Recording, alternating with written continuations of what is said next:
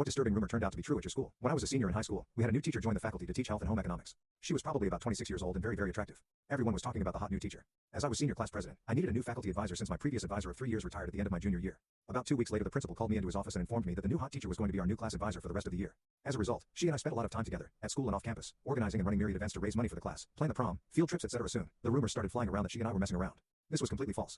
I can say she never acted inappropriately towards me or suggested anything to make me think she had plans for any type of physical or sexual activity. She was a fantastic advisor and always just that, a class advisor. I spent the rest of the year denying these rumors with friends, with teachers and with parents. I was even interrogated by my wrestling coach the day before the district championship match. She and I had a laugh about it at graduation as she had to face similar questions from other faculty as well as the principal. She confided in me that she had tendered her resignation, but the principal would not accept it and said he believed her and would ensure the rumor was squashed. So I graduated and left for my plebe year at West Point, forgetting about the entire situation. At West Point, the first year is called plebe year rather than freshman year. The first semester of my plebe year was moving along as it should with no unusual events worth mentioning until the final month. Then, in early December, the topic of my high school faculty advisor resurfaced.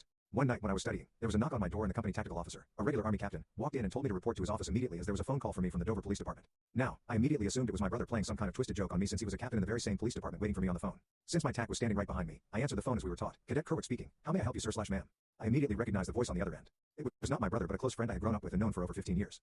He said, "Hey Steve, hope things are going well there, but I don't have time to chit-chat. I need to record this call and ask you some questions. Do you consent to being recorded and will you allow me to swear you in so that this is official and if anything you say is later proven to be false or misleading, you may be subject to criminal charges and a warrant issued for your arrest." His name was Bill, but we all called him Woody. I said, "Woody, is this some kind of a joke? Who put you up to this? Because I'm about to shit my pants as I have no idea what this is about." My mind was racing so fast trying to guess, counter-guess, and trying to process that I could potentially be kicked out of West Point for something I had no clue about as of that moment. Woody replied, "It's no joke and this is a very serious case we are investigating concerning inappropriate behavior between an adult and a minor or minors with regard to possible consensual or non-consensual sexual activities or sexual assault." That's when I knew exactly what this was about. I said, "Go ahead, Woody, I consent and will answer any questions you have." So I basically had to repeat his words almost like being sworn in as a witness who was going to testify in court. The questions all focused on that hot, young class advisor I worked with during my senior year. They kept me on the phone for an hour asking every possible question imaginable and then asking those same questions again in a different way.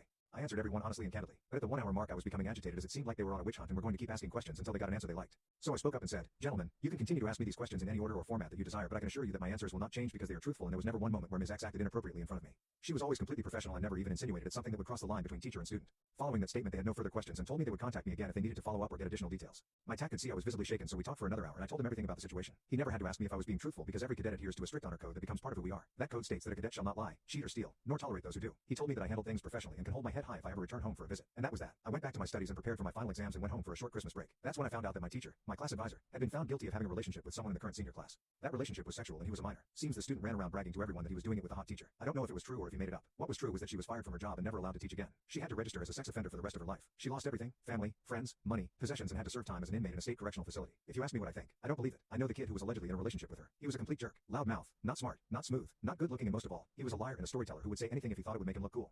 I had wished I could have tracked him down and interrogated him my way. My guess is things might have ended differently, but I never got the chance to run into him and the cards he laid were played.